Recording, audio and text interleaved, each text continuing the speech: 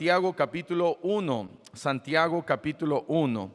Quiero hablarles en esta tarde acerca de algunas maneras incorrectas de disciplinar a nuestros hijos. Maneras incorrectas que disciplinamos a nuestros hijos. Y vamos a ir aquí a Santiago capítulo 1, viendo desde el versículo 19 hasta el versículo 22. Santiago está después de Hebreos. Santiago capítulo 1. Y vamos a leer del versículo 19 al versículo 22. Los domingos en la tarde aprovechamos para hablar acerca de la familia y vamos a ver cómo algunas ocasiones, yo sé que a nosotros como papás, algunas veces nos equivocamos en cómo disciplinar a nuestros propios hijos. Cometemos errores. De repente regañamos a uno, disciplinamos a uno y él no era, fue el otro. Ahora, si es nomás un hijo, pues no hay pierde, ¿verdad? ¿Por qué hiciste esto? No, yo no fui, fue mi hermanito. Pero ni siquiera tienes hermanito. Tú fuiste, no hay más. Pero hay algunos que tienen 7 hijos como nosotros, o 6, o 5, o 4, o 3, o 2. Y en algunas ocasiones, no siempre, pero fallamos como papás. Y vamos a ver algunas cosas bíblicamente de cómo nosotros podemos ser mejores papás disciplinando de una mejor manera a nuestros hijos. Santiago 1, versículos 19 al 22. Vamos a leerlo de manera alternada. Dice la palabra de Dios: por esto, mis amados hermanos, todo hombre sea pronto para oír, tardo para hablar, tardo para irarse, porque la ira del hombre no obra la justicia de Dios. Por lo cual, desechando toda inmundicia y abundancia de malicia, recibid con mansedumbre la palabra implantada, la cual puede salvar vuestras almas. Todos, pero sed hacedores de la palabra y no tan solamente oidores, engañándoos a vosotros mismos. Vamos a orar. Señor, te damos gracias por tu palabra. Te pedimos que tú nos ayudes a comprender cómo es que algunas veces no disciplinamos a nuestros hijos de una manera correcta. Ayúdanos, Señor, a cada uno aquí, papá, mamá, que podamos aprender mejor de tu palabra, ser hacedores, no solamente oidores, de cómo podemos nosotros disciplinar mejor a nuestros hijos. Te lo pedimos y damos las gracias en el nombre dulce de Cristo Jesús. Amén. Amén. Pueden tomar asiento. En algunas ocasiones, como papás, fracasamos cuando no disciplinamos de una manera correcta a nuestros hijos. Ahora, no vamos a hablar en extensión de cómo disciplinarlos, pero cuando hablamos de disciplinar a nuestros hijos, estamos hablando acerca de una disciplina corporal. Y no estamos hablando de una disciplina en donde como papás nos, ¿cómo se le pudiera llamar? Nos desquitamos o estamos tan hartos que desatamos toda nuestra ira hasta dejar medio muerto a nuestros hijos. Y esa no es la manera correcta. Tiene que ser una manera constante, tiene que haber un orden, y es ahí en donde a veces no los disciplinamos bien. Pero cuando estamos hablando de disciplinar, estamos hablando acerca de la manera bíblica. Vean lo que dice la Biblia en Proverbios. Proverbios capítulo 19, versículo 18, dice la Biblia. Proverbios 19, 18. Castiga a tu hijo en tanto que hay esperanza, mas no se apresure tu alma. ¿Para qué? Destruirlo. Y qué interesante que el siguiente versículo dice: el de grande ira llevará la pena. Y Dios dice: mira, castiga a tus hijos mientras hay esperanza. Los disciplinamos mal cuando ya están grandes, de 20 años, y ahora sí los queremos disciplinar y no es el momento para disciplinarlos. Tenemos que disciplinarlos mientras hay esperanza, mientras son pequeños, mientras son chicos y todavía en casa los podemos disciplinar.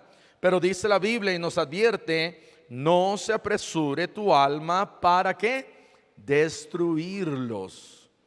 Recuerdo hace muchísimos años, cuando todavía había dinosaurios sobre la tierra, que yo quizás tenía unos 15 años, acababa de tomar la combi allá en Iguala, Guerrero, y íbamos de un lado a otro. No recuerdo si alguien más iba conmigo, pero miré a la ventana y enfrente de un parque, el parque DIF de Iguala, Guerrero, había una señora como de unos 30 años y atrás traía a una niña como de unos 6 años, pero la traía arrastrándola de sus cabellos y la venía insultando y gritándole y pateándola y aventándola de un lado para otro y la venía jalando. Y dije: wow, qué triste esa situación, ver eso.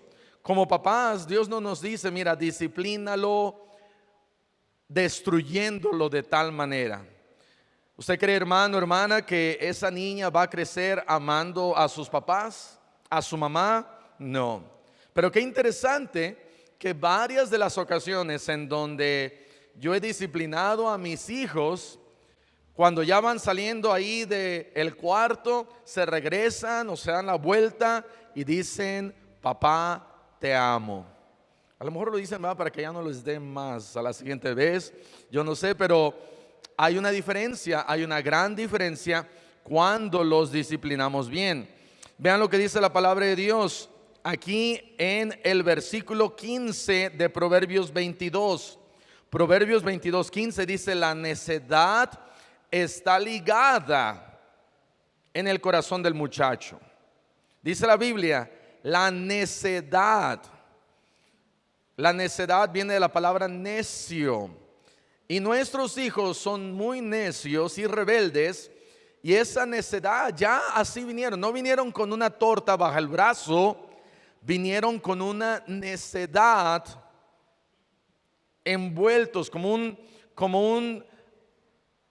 una torta de guajolote. ¿Sí? ¿Han comido alguna vez una torta de guajolote?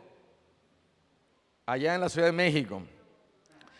En este mundo hay dos cosas que uno nunca debería de comer: las tortas de guajolote en la Ciudad de México y no voy a decir mejor, pero esas tortas de guajolote yo no sé quién las inventó, pero las tortas de guajolote, los que nos están viendo de otro país, es un bolillo, una telera o bolillo. Lo abren y le meten un tamal seco, y aparte el pan está seco y el tamal está seco, y si uno no tiene agua, a 1 metro se muere. Esa es la torta de guajolote. Y se le llama torta de guajolote porque cuando uno se la come, le hace y se petatea un ratito y se cae al suelo y muere la persona. Sí se llama torta de guajolote, ¿verdad? Guajolota, la guajolota es lo mismo. Entonces, triste Bulmaro me compró una la otra vez. Número 1, ¿cómo es una manera incorrecta de disciplinar a nuestros hijos? Número 1, no los discipline enojado. No los discipline enojado. Ya no terminamos de leer el versículo, pero Proverbios 22:15 dice: la necedad está ligada, así como, ¿por qué dije la torta de guajolote? Porque viene bajo una torta bajo el brazo. Pero la necedad está ligada en el corazón del muchacho. Pero ¿qué hace que se desligue esa necedad? Dice: la vara de la corrección la alejará de él. Alejará la necedad del muchacho. Y dice la vara. Entonces, cuando estamos hablando de disciplina, estamos hablando de una varita de unos 50 centímetros. Esas las puede comprar uno en Home Depot o en una ramita allá en el campo. Esas cuestan menos y duran más y arden un poquito mejor. Amén. Santiago capítulo 1, versículo 20 dice: porque la ira del hombre no obra la justicia de Dios. Número uno, no los discipline enojado. ¿Qué quiere decir eso? Que cuando los disciplinamos enojados, y creo que esas son las slides incorrectas, pero está bien. Cuando los disciplinamos enojados, o a lo mejor sí están bien. Cuando los disciplinamos enojados, los disciplinamos con ira, y entonces se nos pasa la mano, y en vez de darles los tres, normalmente nosotros, cuando nuestros hijos hacen algo en donde merecen disciplina, el promedio de disciplina que nosotros les damos son 3, con la varita mágica.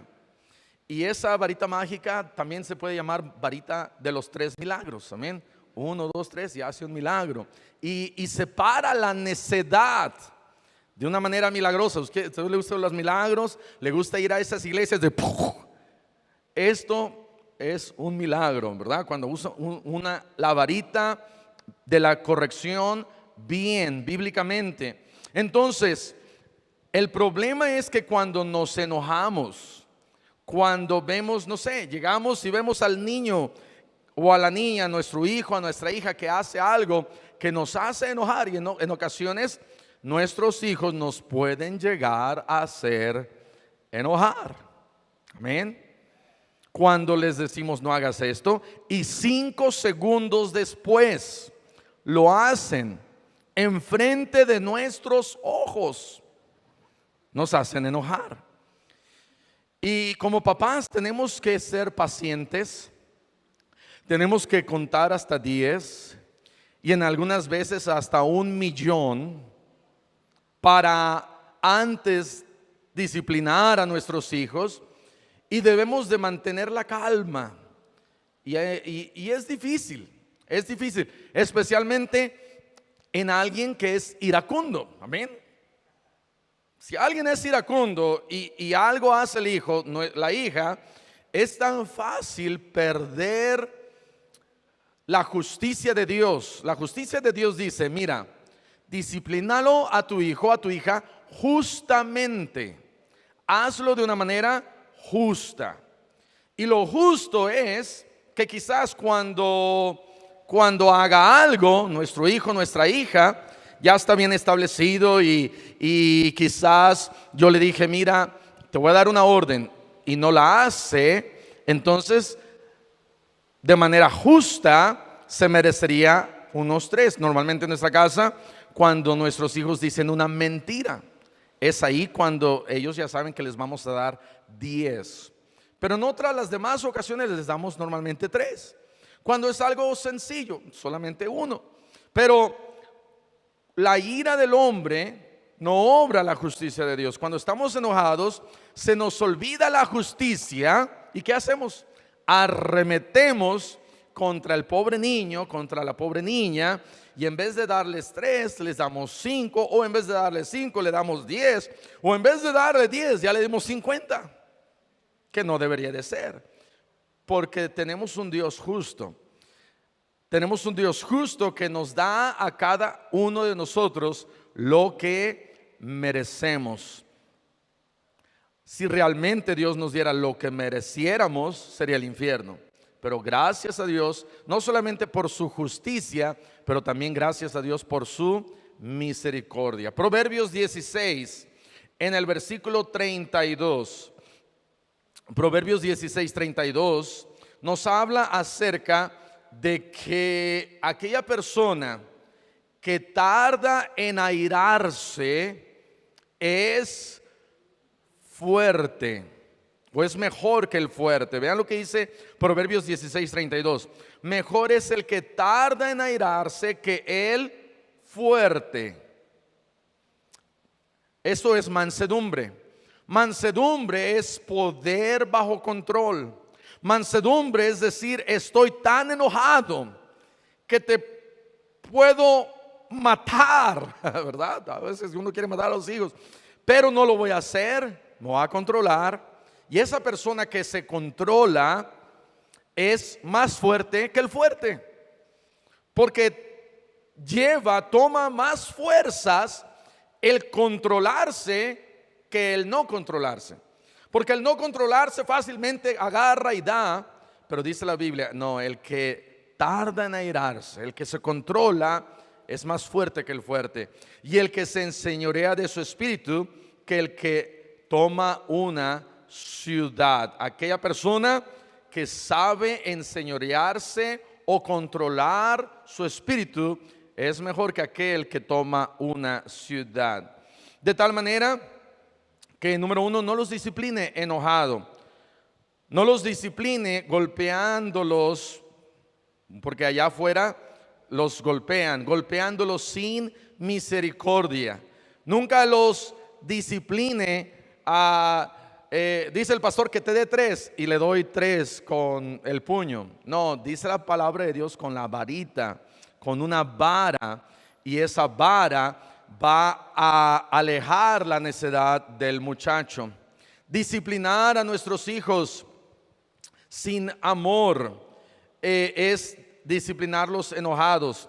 Disciplinar a nuestros hijos con malas palabras no le va a ayudar, no va a hacer que su hijo sea mejor hijo si, aparte de usar la vara, uso el pie y las manos y malas palabras. No va a ayudar en nada. Disciplinar a nuestros hijos enojados. Número 1, no los discipline enojado. Número 2, no los discipline sin establecer reglas. Sin establecer reglas. Tenemos primero que establecer ciertas reglas. En otras palabras, sobre aviso no hay engaño. En algunas ocasiones el niño o la niña va a cometer un accidente, va a tirar el vaso. ¿Cuántos no hemos tirado el vaso con refresco? Y la pobre mamá y papá han trabajado 20 años para poder comprar finalmente una Coca-Cola deliciosa y ponerla ahí en la mesa para que el niño o la niña la tiren. Y parece como si fuera oro, y el papá y la mamá toman y empiezan a golpear al pobre niño. Fue un accidente. Entonces tenemos que tener reglas en el hogar. Normalmente cuando nuestros hijos tiran un vaso, ¿qué hacemos? Tienes que limpiarlo. Y en ocasiones, no siempre, les digo, especialmente cuando eran más pequeños, les digo, tienes que tener más cuidado. Mientras ahorita estamos comiendo, si lo vuelves a tirar, ahora sí te voy a dar 3, porque no estás siendo cuidadoso. Y porque no estás siendo cuidadoso, te voy a dar 3. No por el accidente, pero quiero que de aquí en adelante prestes un poquito más cuidado de no hacerlo. Entonces, si no establecemos reglas, si no les advertimos y solamente les empezamos a dar y los empezamos a disciplinar, entonces los vamos a exasperar. Y la palabra de Dios dice, no, Colosenses, vean lo que dice Colosenses 3:21. Colosenses 3:21. Padres, no exasperéis a vuestros hijos para que no se desalienten. Muchas veces exasperamos a nuestros hijos cuando ellos ni siquiera saben por qué están recibiendo el castigo. No hubo aviso, no hay una regla bien establecida, y de repente agarramos ahí al chamaco, al muchacho, y lo empezamos a disciplinar y no sabe qué está pasando. Pero si le decimos, mira, aquí hay una serie de reglas que tú tienes que obedecer. Si no las obedeces, te voy a dar disciplina. Efesios capítulo 6 en el versículo 4. Efesios 6:4. De la misma manera, no solamente en Colosenses encontramos que podemos exasperar a nuestros hijos, pero Efesios capítulo 6 versículo 4 dice, y vosotros padres, no provoquéis a ira a vuestros hijos, sino criadlos en disciplina y amonestación del Señor. Recuerdo en una ocasión que yo estaba en Iguala Guerrero, durmiendo como un angelito. Eran las 3 de la tarde, acabamos de comer. En Iguala come uno de 2 a 3 y de 3 a 4 uno duerme. Trata de buscar un lugar fresco, inexistente, no hay. Pero uno se imagina que debajo de algún lugar, en una esquinita, ahí está fresco. Entonces nos metíamos cada vez como cucarachas en algún lugar. Y en esta ocasión, yo recuerdo, había una camita exactamente subiendo al segundo piso de nuestra casa. Y ahí me quedé dormido.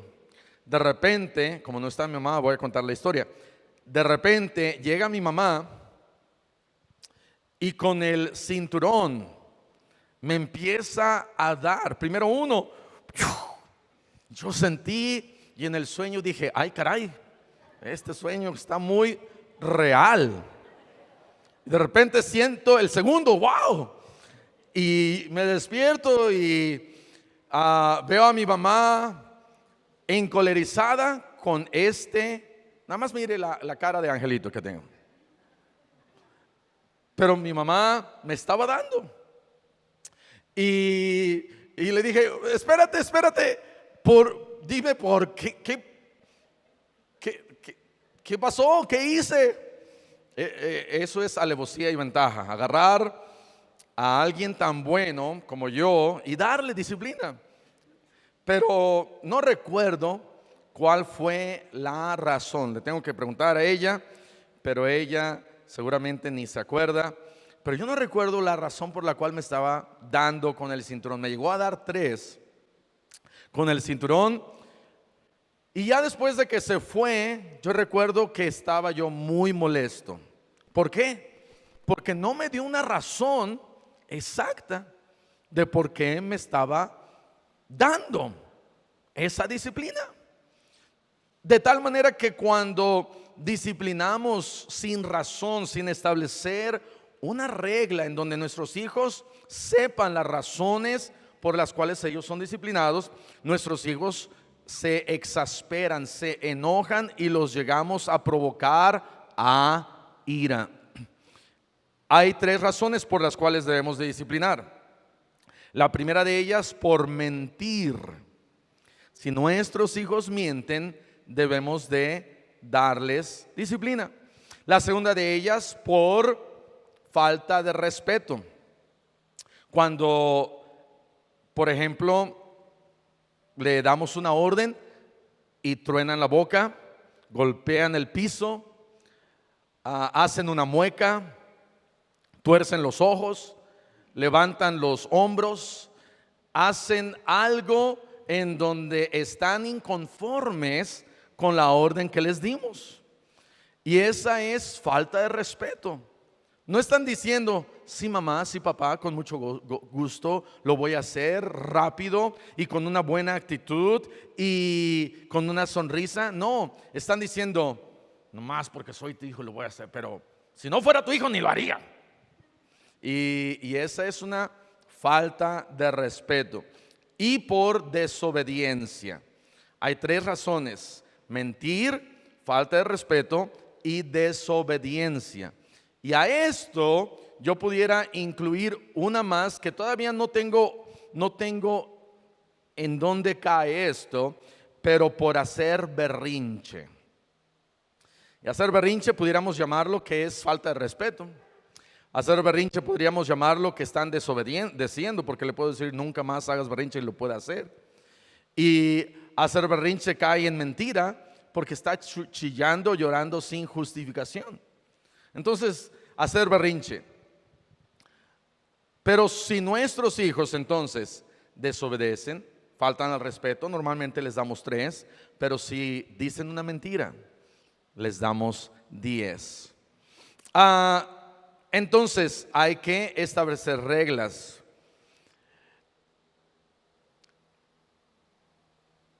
No solamente porque movieron la plancha de un cuarto a otro y no la pusieron de regreso y ya le damos los 20.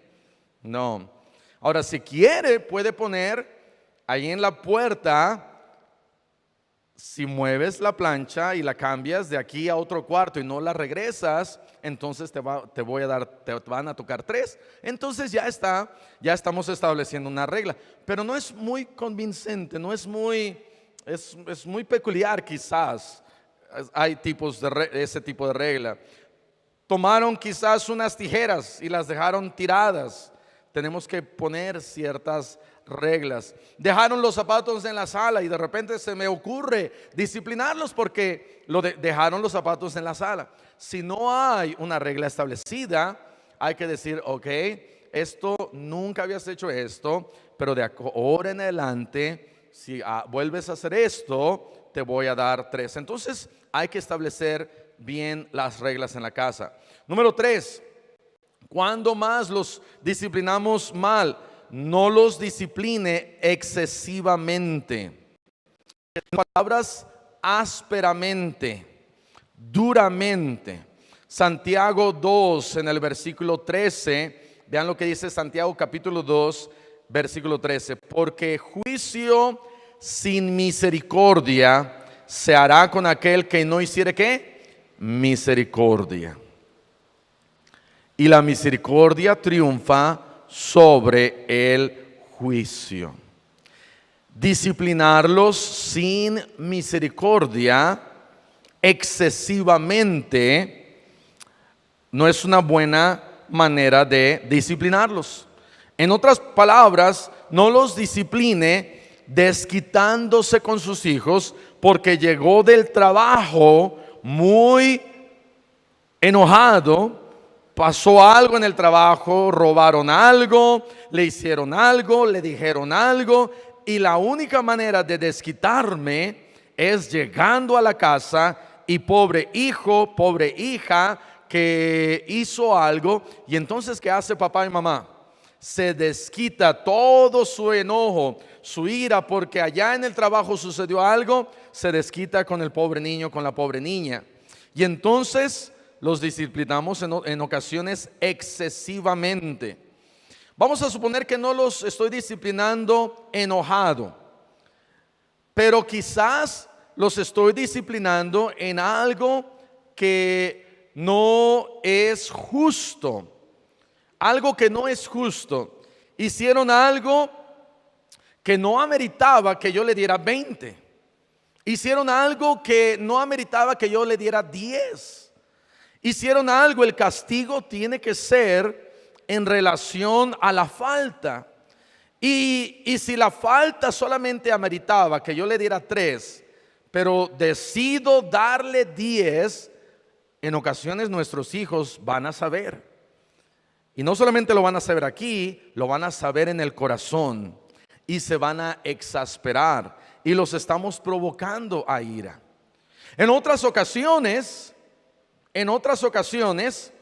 podemos aplicar misericordia y no siempre, ¿verdad? Que le pregunte yo, hermano, hermana, ¿cómo vaya la disciplina con sus hijos? No, pastor, ya llevo un año aplicando misericordia y no les he pegado. No, tampoco sea muy misericordioso, porque la Biblia dice que la necedad está ligada al alma de nuestros hijos y la vara lo alejará de él, de nuestros hijos. De tal manera que debemos de ser justos cada vez que los disciplinamos. Pero los disciplinamos mal cuando lo hacemos excesivamente. No se meta cuando quizás el papá está disciplinando y la mamá está viendo y se mete y le dice, no lo disciplines. No se meta. En nuestra casa, normalmente, cuando mi esposa está disciplinando a mis hijos, yo no me meto. Ya después pregunto, ¿qué pasó? ¿Qué hicieron? Cuando yo estoy disciplinando a mis hijos, que son los mismos, ella no se mete. Muy pocas ocasiones, quizás una sola vez, yo me he metido y le he tenido que decir a ella, ya, alto, mujer, detente. Y me obedece, créanlo o no, me obedece. y después se va contra mí, amén, y ya me quiebra el brazo. No, no es cierto.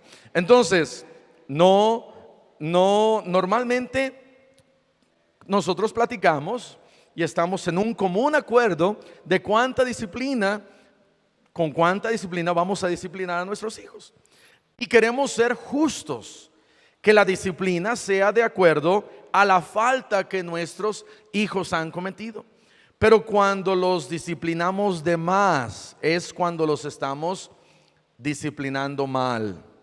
No se desquite con ellos. Número 4, no los discipline empáticamente. ¿Por qué empáticamente? Porque comenzaba con E, amén. Pero no los discipline empáticamente. ¿Qué quiere decir esto? Empatía quiere decir tener simpatía a los sentimientos o a las emociones de una persona. En otras palabras, siempre hay que buscar ser justo en la disciplina con nuestros hijos, pero los podemos disciplinar o excesivamente, y el otro lado de la moneda es disciplinarlos muy poquito. ¿Por qué? Ay, es que está chiquito. Eso es empatía o simpatía por nuestros hijos. No querer disciplinarlos simplemente. ¿Por qué? Porque los ojitos se parecen a mis ojitos, amén. Ay, es que no lo quiso hacer. Y la simpatía muchas veces de los abuelos se transfiere a los papás. Por eso los papás tienen, dice la Biblia, dejará a su padre y a su madre y se unirá a su mujer y serán una sola carne. La Biblia nos ordena que cuando dos se casan tienen que salir de la casa de papá y mamá, porque si no vienen los nietos. Y cuando el papá y la mamá quieren disciplinar al nieto, llega el abuelo y dice: ay, no lo disciplines. Y viene la abuela alcahueta, amén, que le dice a su hijita, a su hijito: no lo disciplines. O a lo mejor el papá es el que disciplina y la suegra le dice a la hija: dile a ese triste de mi yerno que no discipline a mis hermosos angelitos, mis nietos. Y entonces esa empatía se transfiere a los papás y terminan no haciendo nada. No disciplinamos mal cuando disciplinamos empáticamente. Cuando ya ni siquiera los disciplinamos. Ni les des muy poquito, ni les des mucho, pero disciplínalos. En ocasiones he visto a hermanos que se porta mal el bebé. Ahora no estoy hablando de un bebé de un mes, pero ya hay bebés de 8 o 9 meses que se portan mal y hay que darles disciplina, pero les dan ahí en el pañal, ¿verdad? Paz. En el pañal no duele en el pañal. Hay que darle, yo creo, ahí en la piernita. Las piernitas de los días de hoy están así, ¿verdad? En la piernita al bebé de un año, 2 meses, 1 año, 5 meses, que arda, que sepan que hay una consecuencia por sus malas acciones. Pero el disciplinar con empatía y disciplinar muy poquito es también malo. El disciplinar de menos es malo y el disciplinar de más es malo. Hay que disciplinar justamente lo que merece el bebé. Ay, que me dijo una mentira el bebé de 1 año. Los bebés normalmente de un año no dicen mentiras. Entonces no los podemos disciplinar con 10. Pero sí, en ocasiones, por ejemplo, cuando no nos resultaba mucho con Jafet, porque Jafet, así como lo ve, es bien obediente, ¿verdad? Y le decíamos: no hagas esto. Y lo hacía una vez, pero ya la segunda vez ya no lo hacía. Y la tercera vez ya no lo hacía y ahí estábamos esperando. Mi deseo era que Jafet desobedeciera para poder practicar más disciplina. Pero era tan obediente que no se podía. En ocasiones poníamos una cinta roja así como en estos cuadritos, poníamos una cinta aquí, una cinta aquí, una cinta aquí, una cinta aquí, y le decíamos: no pases la cinta roja, porque si pasas la cinta roja te vamos a dar 3. Y él decía: y se iba por acá, se iba por acá, se iba por acá, y se quedaba ahí. Y yo: que se pase, que se pase. Le traía el chupón, y le traía chocolates, y le traía un juguete, y le traía un muñequito del Jamboree, y casi le quería dar una patadita para que se cruzara la línea roja, y no se cruzaba la línea roja. Y ahí esperando media hora, 45 minutos, y bueno, ya le quitaba ahora sí, ya cruzaba. ¿Y tendría qué edad tendría Jafet? Como 2 años. De 2 años, nuestros hijos pueden ser muy obedientes. Entonces, no hay que ser tan flexibles y empáticos y disciplinar de menos, pero tampoco hay que disciplinar de más. Número 5, no los discipline equivocadamente. No los discipline equivocadamente, sin primero investigar. Asegúrese bien qué es lo que pasó.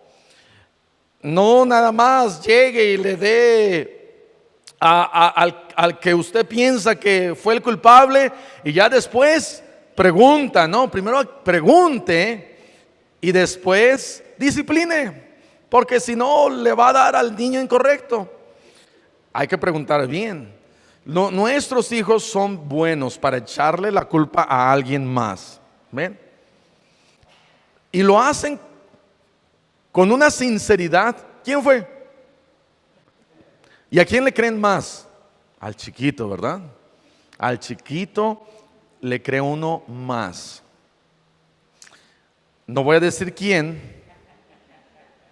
pero tenemos un video de 2 de nuestras hijas, y es un video de estos que le llaman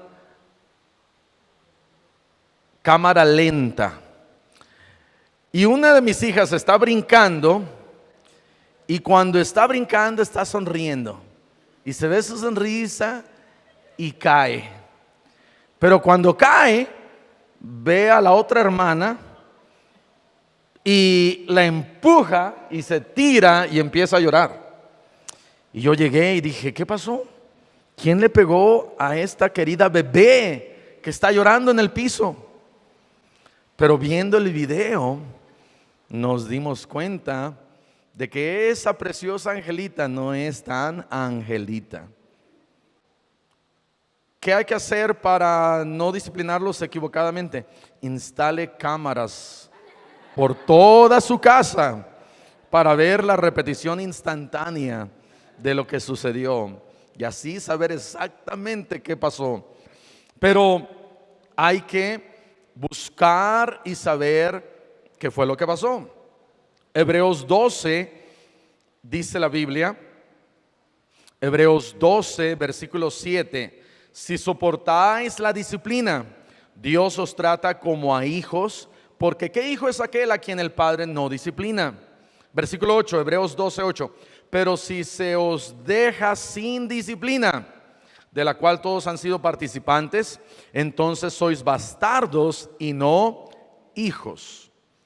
Nuestro Padre Celestial nos disciplina a nosotros porque somos sus hijos. Si uno de mis vecinos desobedece, yo no voy a ir y le voy a decir: ay, niño, desobedeciste, te voy a dar 3, porque no es mi hijo. Yo voy a disciplinar a los que sí son mis hijos. De tal manera que Dios es justo con nosotros en todo momento y en todo tiempo. Él nunca nos deja sin disciplina. Póngase,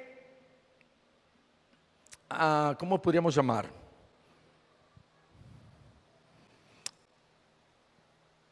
Temeroso que después de hacer varias cosas en pecado, Dios no lo corrige, porque tenemos un Dios que nos disciplina, amén. Y porque tenemos un Dios que nos disciplina, y nos disciplina bien, nos disciplina justamente, Él nunca se equivoca. Y porque Él nunca se equivoca, nosotros no podemos decirle a Dios a voz en cuello: ¡hey! ¿Pero por qué me haces esto? ¿Yo qué hice? Porque Él es justo. Él siempre sabe cómo disciplinarlos. Y en ocasiones no va a ser disciplina. En ocasiones simplemente es una prueba que Dios está poniendo en nuestro camino. Y muchas veces Dios pone una prueba en nuestro camino porque Él está a punto de querernos usar, pero no me puede usar hasta que primero Él no me ponga esa prueba y yo pase esa prueba. Pero hay que disciplinar bien. No discipline equivocadamente. Investigue antes de hacer algo. Haga preguntas antes de disciplinar a sus hijos. Haga preguntas correctas. No les pregunte: ¿quién se comió mis barritas de piña y se tomó mi Coca-Cola? Porque son bien buenos para echarle la culpa a alguien más. Pero busque al que tiene ahí la barrita, ¿cómo se le llama? El crimen, algo, la evidencia, ¿verdad? La piña aquí, algo amarillo. Y entonces identifique quién tiene esa evidencia y pregunte: ¿por qué te comiste mis barritas y te tomaste mi coca? Como casi como acertando que ya sé que tú fuiste. Porque si preguntamos ¿por qué lo hicieron?, nadie va a contestar. Pero si vamos con el que pensamos que sí y empezamos a hacer preguntas, en ocasiones vamos a darnos cuenta de que sí era esa persona quien lo había hecho lo incorrecto. No los discipline si sus hijos lo llegan a avergonzar de alguna manera. No les discipline a sus hijos cuando aún ellos llegan a hacer algo bueno. Quizás ya de grandes nuestros hijos se rinden a predicar y a papá y a mamá no les gusta. A lo mejor no lo pueden disciplinar, pero empiezan a ahorcarlos de otra manera. No, ya no te voy a dar dinero para tus pasajes, o te vas a un instituto, allá no te voy a dar tus gastos, pero si te vas a la universidad para ser doctor, allá sí, porque nos vas a sacar de la pobreza. ¿Y qué papá no quiere que lo saquen de la pobreza, verdad? Y eso es una disciplina incorrecta. Cuando los disciplinamos por hacer algo bueno, no los discipline de manera equivocada. Tenemos nosotros como papás una gran responsabilidad de disciplinar bien a nuestros hijos. Pero tenemos que ser constantes, bien reglas establecidas, que estén ahí, sobre aviso no hay engaño. Mira, hiciste esto es lo que te toca. Desobedeciste, me levantaste la voz, me faltaste al respeto, mentiste, ven para acá, te voy a disciplinar. Dios me ordena y me manda que te discipline. Y tenemos que traerlos, disciplinarlos. Y cuando los discipline al siguiente día, no les esté recordando, ¿verdad? Constantemente. Y es que hiciste esto. No, ya con la disciplina ya se arreglaron las cosas, se hicieron las paces. Ya no lo vea ahí medio raro al siguiente día, así con unos ojos diciendo: me acuerdo, mis barritas de piña, sí, tú fuiste. Pasa un mes, sí, todavía me acuerdo, te comiste mis barritas de piña. No me puedo olvidar de ese gran pecado. Pasa un año, mis barritas de piña, ¿cómo te atreviste? Triste. Y empezamos a recordar tantas cosas. No, porque cuando ya disciplinamos, ahí se pagó la falta y borrón y cuenta nueva. Amén. Gracias a Dios que tenemos un Dios justo que nos disciplina y nos perdona, y la relación entre Él y nosotros se vuelve a restablecer. Vamos a cerrar nuestros ojos y vamos a orar. Señor, hola, soy el pastor Arturo Muñoz de la Iglesia Cristiana Bautista y quiero compartir contigo bien rápido qué es lo que dice la Biblia acerca de la salvación. Quizás tú has escuchado de nacer de nuevo, has escuchado de la importancia de ser salvos. La palabra de Dios nos dice cómo nosotros podemos ser salvos y quiero compartir contigo bien rápido qué es lo que dice la palabra de Dios para que tú estés 100% seguro de que si llegas a morir puedes ir al cielo con Dios. La primera cosa que tienes que reconocer, dice aquí en Romanos 3:10, como está escrito, no hay justo ni aun uno.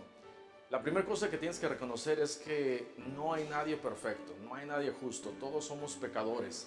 Y es la primera cosa que cada uno de nosotros tenemos que darnos cuenta, que hemos pecado contra Dios, que hemos hecho cosas malas contra Dios, que nos hemos desviado. Dice la Biblia en el versículo 11 de Romanos 3, no hay quien entienda, no hay quien busque a Dios, todos se desviaron, aún se hicieron inútiles. De tal manera que la primera cosa que te invito a que tú reconozcas es que todos somos pecadores. Si te pusieras a pensar y nos ponemos a pensar en nuestro pasado, hemos hecho cosas malas delante de Dios, hemos pecado, hemos mentido, hemos sido deshonestos, hemos sido desobedientes, no hemos guardado las reglas, quizás desobediencia a tus padres, quizás has hecho algo aún peor. No importa que tan malo te hayas portado, sabes que siempre de parte de Dios hay un perdón. Pero la primera cosa que tienes que reconocer es que todos somos pecadores. La segunda cosa que la palabra de Dios nos dice es que por nuestros pecados hay un castigo. Más adelante en Romanos 3:23 dice la palabra de Dios, por cuanto todos pecaron y están destituidos de la gloria de Dios. ¿Eso qué quiere decir? Eso quiere decir que por tus pecados, por mis pecados, no merecemos ir al cielo, no merecemos ir a la gloria de Dios. Yo te invito a que tú pienses acerca de esto, que nuestros pecados nos alejan de Dios, nuestros pecados hacen que haya una brecha entre nosotros y Dios, y la única manera de poder restablecer esa brecha, ese hoyo, si por así lo podamos decir, es Cristo. No hay ninguna otra manera, pero por mientras tienes que darte cuenta, tienes que reconocer que nuestros pecados nos apartan de Dios, y aparte por nuestros pecados merecemos, la Biblia dice, merecemos el infierno, por cuanto todos pecaron y están destituidos de la gloria de Dios. Más adelante en Apocalipsis 21:27, la Biblia nos habla acerca de quiénes son los que merecen esto. Dice, no entrarán en ella, o sea, en el cielo, ninguna cosa inmunda o que hace abominación y mentira, sino solamente los que están inscritos en el libro de la vida del Cordero. Un poquito antes, en Apocalipsis 21:8 dice, pero los cobardes e incrédulos, los abominables y homicidas, los fornicarios y hechiceros, los idólatras y todos los mentirosos. Ahora, todos hemos dicho una mentira, todos somos mentirosos. Dice aquí, y todos los mentirosos tendrán su parte en el lago que arde con fuego y azufre, que es la muerte segunda. De tal manera que la primera cosa que tienes que reconocer es que todos somos pecadores. La segunda cosa que tienes que reconocer para poder tener esta vida eterna que Dios te promete es que reconozcas que por tus pecados mereces el infierno. Ese es un gran castigo. Por ejemplo, cuando tú vas con un doctor, si te estás sintiendo mal, quizás tienes un dolor en el estómago, y llegas con el doctor te va a decir por lo menos 4 cosas. La primera te va a decir, mira, ese dolor, te tengo malas noticias, ese dolor es un apendicitis. Y es una mala noticia. La segunda mala noticia que te va a dar, te va a decir, mira, por esa causa, por ese apendicitis, vas a morir si no lo arreglamos, lo operamos. La tercera cosa que te va a decir, mira, hay una solución, hay una operación que podemos hacer, y con esa operación vas a curarte, vas a estar listo. Y la cuarta cosa que te va a preguntar, o va a preguntarte, ¿quieres que te opere? Te va a dar en tus manos esa decisión. Y Dios, muy parecido, de la misma manera, nos da esas 4 cosas a reconocer. La primera, que ya te expliqué, todos somos pecadores. La segunda, por nuestros pecados merecemos el infierno. Esas son malas noticias, 2 primeras malas noticias. Pero la tercera cosa es una buena noticia. La tercera cosa es que Cristo murió por nuestros pecados. Cristo murió por ti. No importa qué tan pecador tú hayas sido, qué tan grandes sean tus pecados. La palabra de Dios nos dice que Cristo murió por nuestros pecados. Romanos capítulo 5, en el versículo 8, dice la palabra de Dios: mas Dios muestra su amor para con nosotros, en que siendo aún pecadores, Cristo murió por nosotros. De tal manera que Cristo murió por ti, Él derramó su sangre, Él entregó su vida, Él nos amó tanto que entregó su vida para morir por ti y por mí.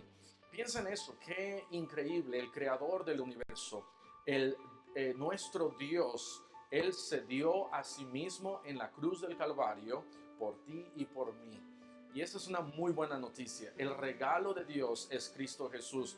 Efesios capítulo 2 dice la palabra de Dios que Él es nuestro regalo. Dice Efesios 2:8, porque por gracia sois salvos por medio de la fe, y esto no de vosotros, pues es don de Dios. Esa palabra don es un regalo de Dios. Luego en el versículo 9 dice: no por obras, para que nadie se gloríe.